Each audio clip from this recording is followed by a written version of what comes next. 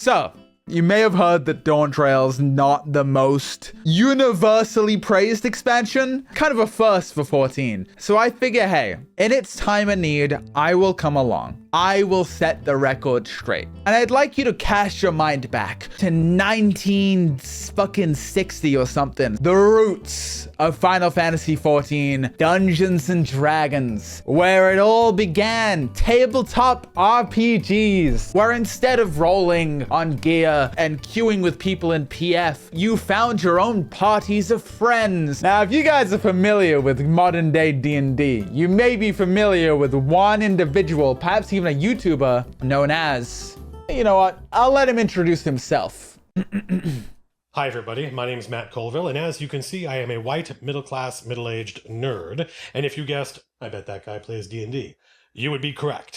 This, my friends, is Matthew Colville, a video game designer and Dungeons and Dragons dungeon master who has made 112 videos on just the philosophy of running D&D. He's literally written several video games, AAA video games. I have seen all of these videos, and I think that it has given me a perspective upon game development that I think 14 has lost along the way. Since 14 is very based on D&D, I think that it could do with finding its roots. There are 3 core principles I have taken from Matthew's videos that I think are things that 14 really needs to focus on. Players are there to have fun, and all fun is valid. You gotta accommodate for every person, every type of person. Second of all, the world is real, and suspension of disbelief should be respected. Extremely, extremely important. And lastly, you do not need to be perfect to begin. You just need to start, and you'll learn. Now that we got our principles out of the way, let's get into the changes. So Dawntrail, the story is a little controversial, right? I'm not here to just recap on what I think the Dawntrail story could have done better, but I will touch on a couple things to back my point, because the story is a big part of this game. So what is the solution? Can I get a drum roll, chat? It's a 24-year-old VTuber with no game dev experience. I'm here to save the day and give you the perfect patch that Final Fantasy could ever want. Beginning with the story, this is a graph analyzing the dialogue in the game from 2.0, the start of the game, till the most recent patch. As you can see, Wooklamut is the 3rd most dialogued character in the entire game. And I just think that probably shouldn't happen. That's probably like just kind of bad writing. Regardless of how you feel about Wooklamut as a character, because I actually really like Wooklamut, that shouldn't happen. My second decree, we all know this place, don't we? God, we love Amarant. It never gets old. And you know what comes with Amarant? Emmett Selk, baby. Here's his tragic lost civilization. Fuck, its peak. You know, you're going through this last zone. You're seeing this memory of a world, and it's tragic and it's peak. And then you go through the dungeon, you're going through his memories, and you start to empathize with this character, and he's telling you all about his past, and it's so peak. And then you know what they do next expansion, and it's Meteon, and she's showing us her tragic lost civilization, and it's so peak. And then we do her dungeon, and she's like guiding us through her like memories. Maybe it's even better than the first time. And then we do post Endwalker, and Durante's like taking us through the dungeon with his memories of his tragic lost civilization. And then we get to Dawntrail, and Spheen's taking us through the last dungeon with the tragic lost memories of her lost civilization.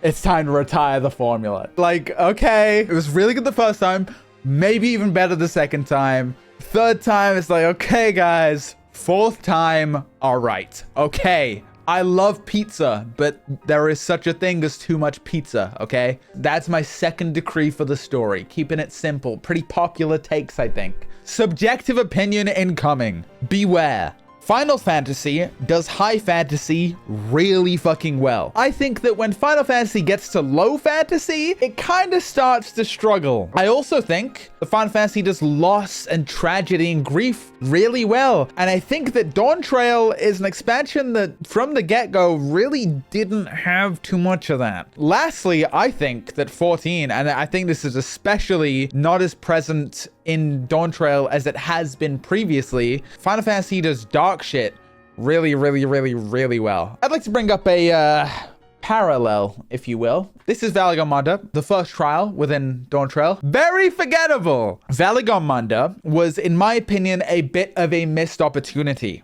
Now, I'd like to tell you a bit of a narrative parallel here. Spoilers for Icewind Dale, Rime of the Frost Maiden. It's a D&D. We're talking about D&D now, okay? So in this campaign, you're in the Icewind Dale, and there's these 10 towns, and they're all connected, and you can go to them in any order, and all of them have their own little quirks.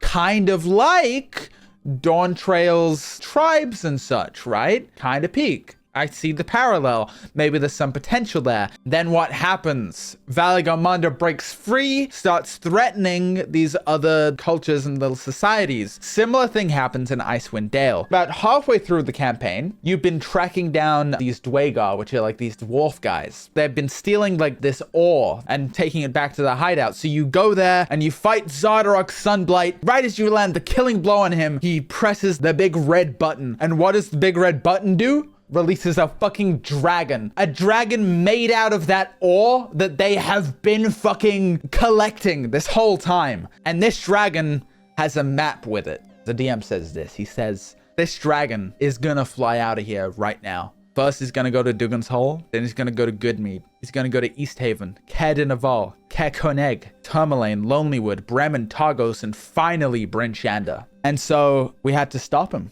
Now, keep in mind, these 10 towns, we've been adventuring here now for about 6 months. We realized that this little guy, he's the only guy in the party that has sending, which is a spell where you can communicate with anyone in the entire world with a brief message, but he only has one use of it left. All of the party think that, hey, we should send a message to Easthaven. Easthaven could alert the people of like Lonelywood, the people of the other places, so that everyone could evacuate to Bryn Shander, giving us the most amount of time and evacuations to deal with the threat of this Charterland dragon. However, you see this little other circle over here. This is where our friend here, his name's Boo the Kobold, his best friend lives in Lonelywood. So he decides to send a message to Lonelywood. The dragon kills and destroys everyone in every single one of these orange towns and has severe casualties in all of the yellow crosses. We end up killing the Charterland dragon at Bryn Shander. And it kind of makes me think Valigarmanda was a big missed opportunity. My point is, appropriately dark themes complement the classic Final Fantasy hope and overcome theme. A big problem with Dawntrail is that the stakes simply never paid off. There was no moment where Valigarmanda did damage. There was even times when Sphyn's army invaded Tulialal. Only Galulja died. I think we just needed more. Because frankly, I think most of us quite liked the part where Galulja died. Not senseless, don't get me wrong. It is to inspire the themes. I would like an expansion that is high fantasy with dark moments. That is my decree. Now, solo duties are a little controversial. Ever since Dawntrail, people didn't like some, namely the Vanar solo duty, namely In From the Cold. A lot of people are very divided. So I've devised a way to make everyone happy here. We have more difficult solo duties, but we add a menu to set your preferred difficulty. If you're someone who just wants the story, you can set the difficulty to very easy every time. But if you don't mind, you can set it to normal. The story just has to be good. The world. Oh, the world. Now, I do want to admit there is a certain kind of world that comes to mind, and that is the world of Warcraft. The world of Warcraft mogs 14. And it always has, and it always will. It is just an engine diff, but I still think there are some pointers that we can take away from how World of Warcraft does its world to improve 14. Because I think that is how 14 found a lot of its success, is by taking inspiration from other games. You're playing classic WoW. You pull up to Dun Moreau. You've just trekked through the cold land. This is your first time there. You go over the hill and you see the city of Ironforge. You go inside this huge city and there's like this dwarven fortress underground with lava and grates, and it feels so fucking cool to my little brain. I actually look like this. And so I go into Ironforge and I'm walking around and I'm like, this is so sick. And I see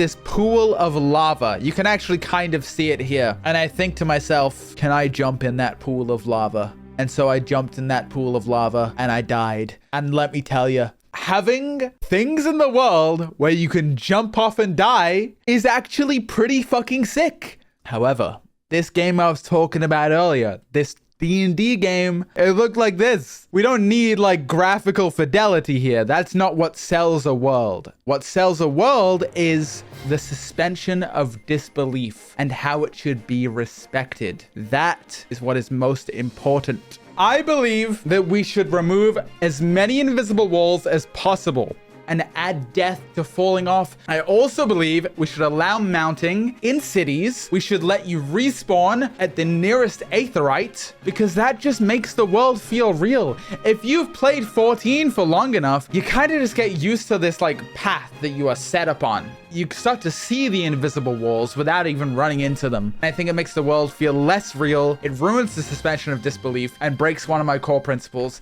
I'm moving on to raiding.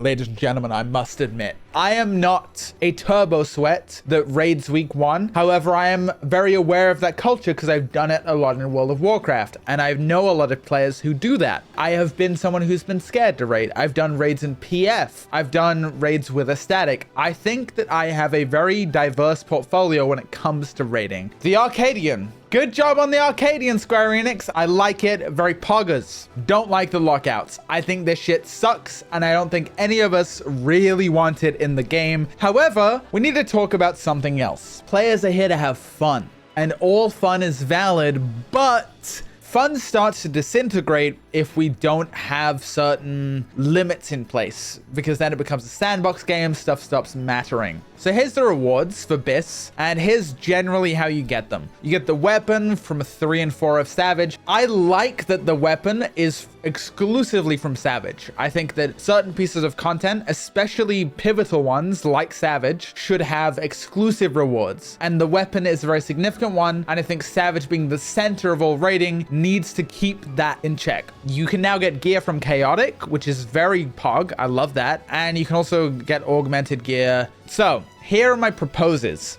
We should standardize the time. Maybe 12 weeks, maybe 16 weeks. What matters is that it is the same amount of time every patch when the Savage tier becomes unlocked, but loot is still weekly. Basically meaning that these locks kind of disappear after like 16 weeks. And you can go to the 4th fight without having to do the rest, but you still can only clear it once a week. Then fully unlock the tiers at another standardized time, a time that people can just know will come. Because I think a lot of frustration is just people not knowing when the tier will be unlocked. So just set a standard time for when the Savage tier becomes unlocked, but is still weekly, and then a time where it gets fully unlocked. I think that would be epic. What of the average raider? What about them? Fuck me, we gotta talk about Party Finder. This is one of the worst aspects of the game right now, I must admit. So here are my changes. Cross DCPF, of course, just of course, make it happen. Spaghetti code, blah, blah, blah. I don't fucking care. Make it happen. It is essential for this modern game to survive. I respect Creative Unit Business 3, but this is very important for the game in the modern era. Next of all, God, we need to update the UI. Have you seen the UI for PF? The window closes when someone leaves the group. Classes are locked when someone leaves the group. Dumb shit that can just be changed. Don't tell me that the window closing is spaghetti code. That is unacceptable. This would be maybe the first thing I tackle. And of course, show who declined to enter the duty prompt. This is becoming more important with a Chaotic Alliance raid. Someone can join a PF, hit yes on the ready check, but decline the duty prompt, just wasting everyone's time, and there's no way to find out who did it. So you can just troll without any repercussions. Finally, just display how many people are in a fucking Alliances party. It just small, tiny little UI changes. Next up, Chaotic Alliance raid.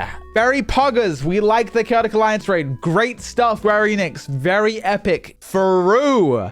Also very epic. Good amount of difficulty. I think the player base generally is like, okay, yeah, that's like kind of what we want from an ultimate. Top was a little too much for a lot of people. However, Ultimate weapons, don't like them. Don't like these. I don't know why we're so obsessed with making every fucking ultimate weapon this like washed out pastel hue. Just make one of like some of them like fucking cooler and darker and edgier. Why the fuck is it a light blue? We already have a light blue. Make it like purple. What the fuck, Square Enix? Make it purple. Alternative battle content. Now I think this could be a pretty big one, chat. Bosja / Eureka / relic weapons should be available from the 0.1 patch or even launch, TBH. I think that it's a big piece of content for a lot of people, and that it being in the 0.2 patch is just unacceptable. Literally the only piece of content they have had since the end of Endwalker is the MSQ. And that, frankly, is a very large amount of the player base. And that is, I'm gonna be honest, why the player base is dropping a lot. Second of all,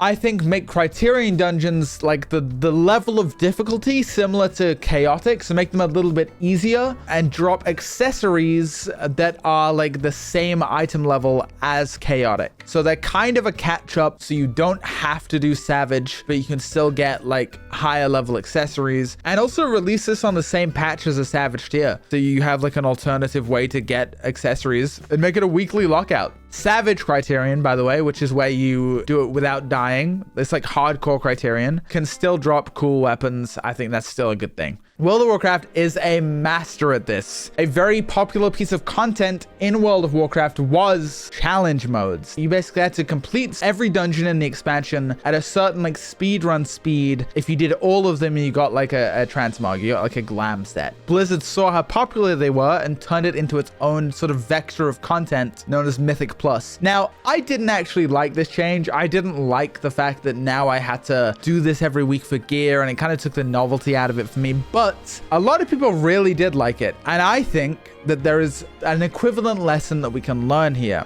See, there is a lot of reusable assets, but still creates a lot of content. Mage Tower.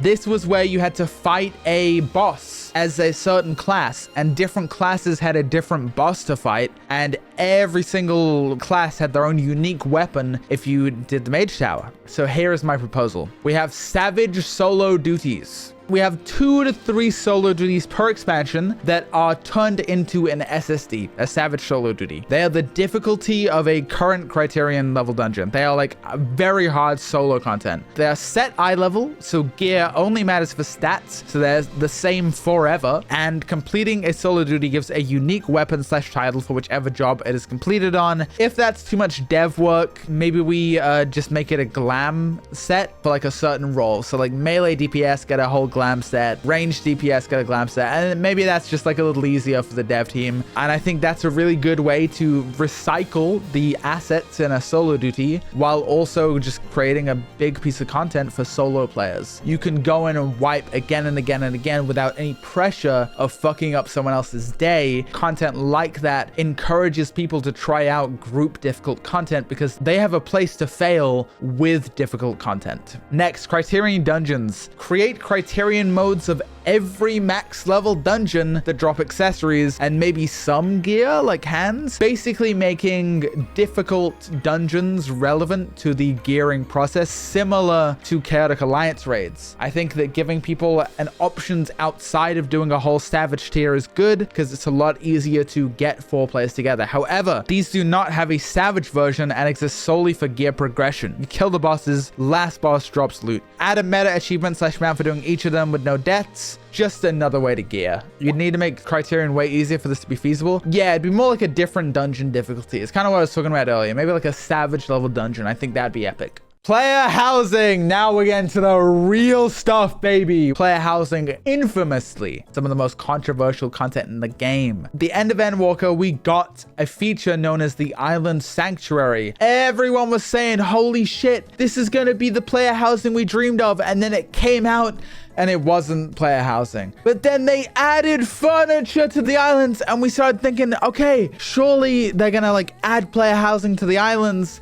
But they didn't add it to the islands. We're left wondering, we're scratching our heads. Where's the player housing? We really can do it. I have what I like to call the Loperate Isolated Functional Estate Pod, aka the Life Pod. This, my friends, will be a personalized custom biodome inside the moon. There will be presets for the biome, so you can have a wooded area, you can have fields, you can have snow, you can have any area in the game. You can place furniture, outdoor furniture, anywhere on your biodome. You can place a personal house anywhere upon this island. Sorry, this life pod. People can visit based on name search / password, so people can visit while you're offline. This is great for like jumping puzzles, and otherwise functions as an island sanctuary with new sanctuary content for each expansion. We can keep expanding upon the life pods without having to make a new island sanctuary every expansion. Also, some housing adjustments, just in general. When a plot becomes available, a 24-hour lottery begins, automatically claimed on a win. Money is returned via mail if you do not win. This is kind of a blend of the current system and the old system. Now you don't have to click a placard, but also if you lose the house, you can just kind of go on to another house the next day, and you don't have to wait for a whole week to roll around. Next, remove most restrictions on add a 3D widget like Blender. We need one of these, man. We need one of these so bad. And then players can make jumping puzzles, and I like that. Next, PvP adjustments. Oh my god, I can't believe I'm tackling this. I don't even want to touch this. It's horrible. The netcode's awful. Oh my god, it's so awful. However, all fun is valid. PvP heads, lock in, for I am about to change your damn world. It's gonna be you. It's gonna be you right here. It's gonna be all of us. First of all, we just make it give more fucking XP. It's not a big deal. Allow people to queue with one other person in ranked CC. I think this is epic and based, and we should allow it. Maybe even allow people to queue with 3 to 5 players, but then require a 3 to 5 stack on the enemy team. So maybe queues would be longer for those players. So maybe no one would do it, but maybe the option's there. But then it eliminates like 5-man pre-made stomps because they would always be going against another 5-man. Also, add new rewards to frontlines. Just mounts, fucking glams, anything. Even if it's for fucking 200 wins. Because we have a lot of 100 win rewards. Just more reasons to do frontlines. After 2 seasons have passed, add the series rewards to be purchasable for crystals. Just make it like a standardized time. People want the series pass rewards, and I think 2 seasons is long enough. Next, I'm about to cook big time. This, my friend, is an augmented Hellhound weapon. It is one of the hardest weapons to get in the game right now because PvP fucking dies literally a couple weeks after a season is released. So you have about a 2-week period to get a rank high enough to get a crystal to purchase one of these weapons. And currently, you only get those crystals if you hit the max rank, and you get 1 crystal if you get the second highest rank. And queues at this rank are fucking dead unless you are using a Discord to coordinate it. It is essentially impossible to get these fucking weapons with normal play. And this is why a lot of win trading happens, and it's fucking lame. There is also top 100 rewards from an old game mode called The Feast. These are no longer available, and a lot of them were win traded. These are very desired. A lot of people want these back. And so I propose the following. Overwatch had a problem where a lot of people were just playing the game, getting the rank they wanted, and then stopped playing the game. Now, for a lot of people, that was like good because they could go on and do other things. But a lot of people kind of wanted to grind, but after a certain point, you got nothing to grind for. So Overwatch added just a little something, these golden weapons. And now if you're playing Overwatch ranked, you get this currency and you can buy these weapons. And I think this is a really good model for just increasing engagement. So here's what I propose. First of all ranks gain commendation crystals. Crystal gains 8, diamond gains 4, platinum gains 2, and gold gains 1. Weapons now cost 8 commendation crystals. Old top 100 rewards are purchasable for commendation crystals, but are expensive. This keeps them very high value, but still available. Every victory gives 1 Hellhound coin. 100 of these coins can be traded for 1 commendation crystal, and also there is a 1% chance for a commendation crystal to drop on a victory. This kind of gives the totem system to PvP, where every 100 wins, you will gain 1 commendation crystal, and there is also a chance to get lucky. This makes people actually play ranked PvP, and the big problem right now is just that no one's playing it, and therefore you can't get any rewards from it. Also, there's just like no rewards from it. Also, maybe make seasons happen faster. This is one of the things I feel the most strongly about. I think a system like this would be fantastic for PvP. Now, speaking of elephants in the room, there is something we must address here, chat. Something that, of course, cannot go unsaid.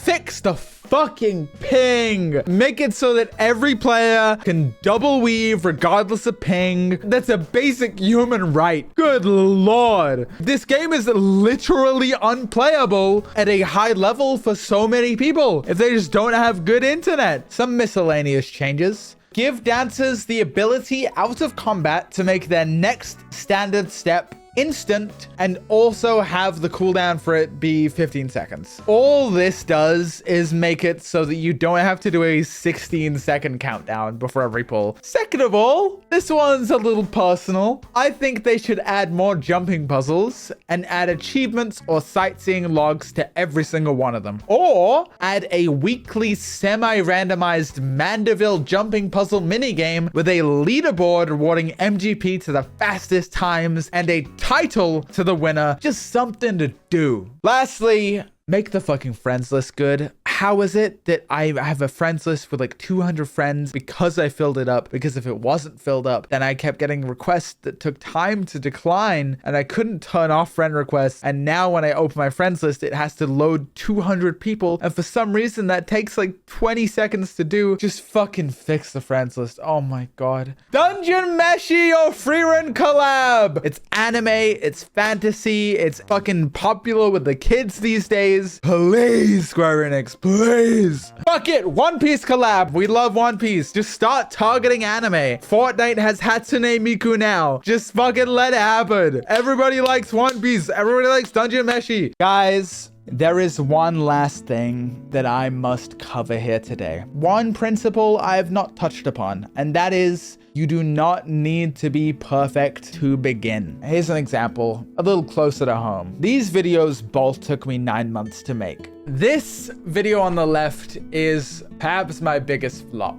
I made the mistake of thinking that an Elden Ring video was just gonna hit. And frankly, wrong time, wrong place. I'm proud of what it was, but it shouldn't have taken 9 months is the thing to learn. Conversely, on the right, one of my most successful videos ever is the Kugane one, and that also took 9 months. So it can work, but it can also not work. Now, I also think this Genshin video was another big risk, but this one performed a lot better. Of course, you can still have a successful video that also still takes 3 months. So my point is, if there's a change that you aren't sure it's gonna work out well, it's best to make that change quickly.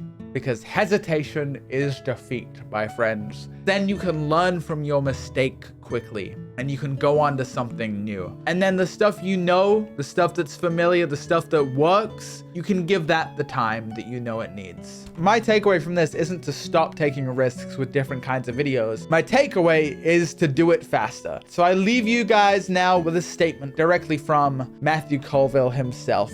You will be tempted to blame your players. God, they're so disorganized. If only they planned better. Well, your players are thinking the same thing about you. They wish the battle wasn't so ridiculous, that you had been clearer in your descriptions. Blaming each other isn't going to fix anything. Going over it over and over again afterwards isn't going to fix anything.